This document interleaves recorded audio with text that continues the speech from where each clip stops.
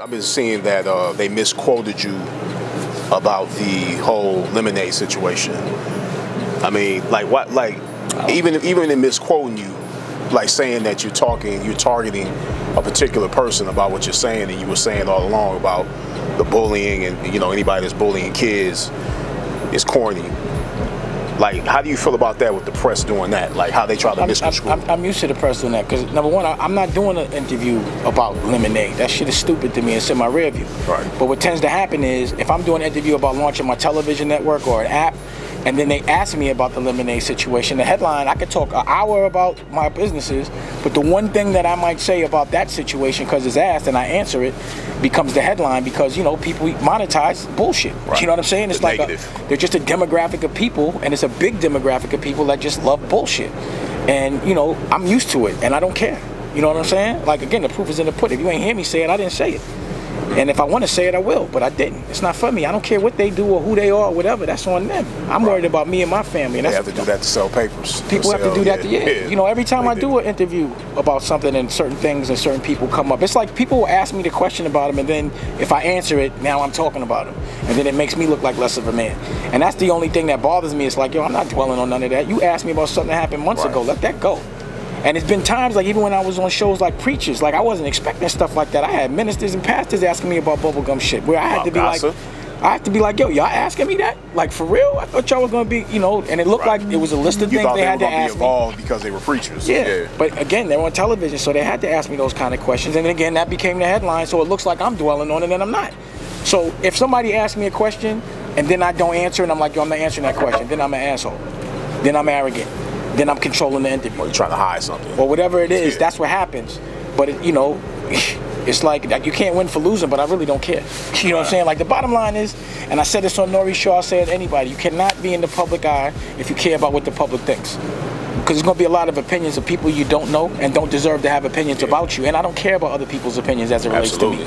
But if you're a person that's insecure enough to care about, what other people are thinking, or you value your worth based on other people's value of you, I think there's a different issue there. You got to go deal with that, like get a therapist or something. Right. But, I'm living in my world. I love my kids, and that's all I care about, me, my girl, my kids, and my close friends, and my family. And other than that, I don't have, as long as I'm not hurting nobody, it shouldn't matter. And opinions and vibrations that come out of people's mouths can't hurt nobody. Just talking does not hurt.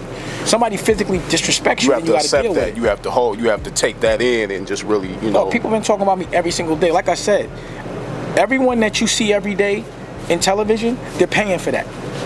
That's not happening because people just like you. It's because you're paying $10,000 or $15,000 a month to tell people where you're going to be, or for them to tell you, like, when you have a publicist tells you what parties to go to, everything.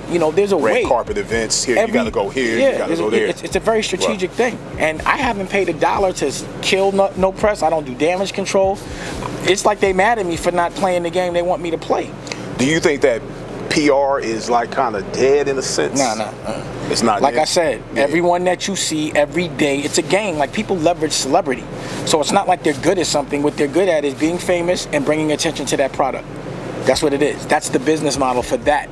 If you're going to be selling celebrity, then you need a publicist. But if you're selling good work, then you don't need a publicist. Your products might need a publicist, but personally, I don't think a lot of CEOs have publicists. Most CEOs, you don't know who runs most companies. You don't know who runs Hershey. Absolutely. You don't know who runs Woolite.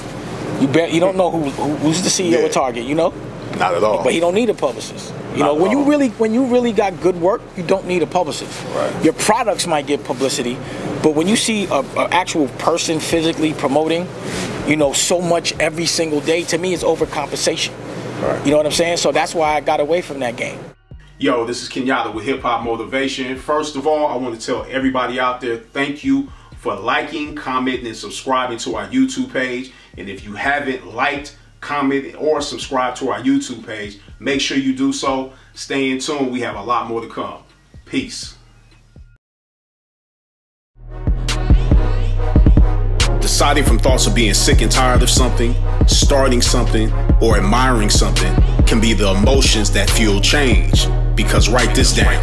Emotion leads to passion, passion leads to action, and action leads to results. Word up. Question: what's the #1 killer of dreams? If you said fear, you're wrong. Fear is on the list, but it's not the #1 killer. The #1 killer of dreams is comfort. The comfort of a good paying job or in an active relationship can seduce us for many years into the rhythm of accepting things without making any moves to change, further numbing us into a state of zombie-like passiveness. Write this down. Passiveness will cause your dreams to pass you by.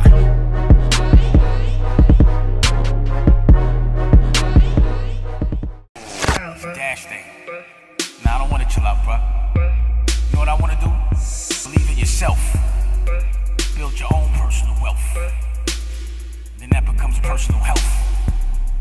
I think I'm rhyming. How about that? Everything go down here. Just gotta, know what I mean, be a little smart.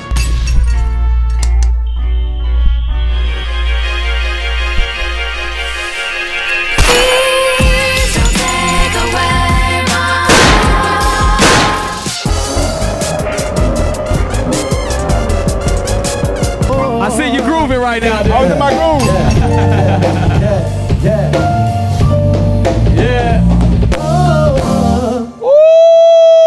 I started daydreaming. I started thinking about something. I'm a musician.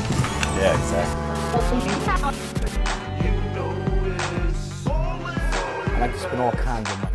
Like the dollar, like the euro, like the pound, like the franc pause, I like the yen.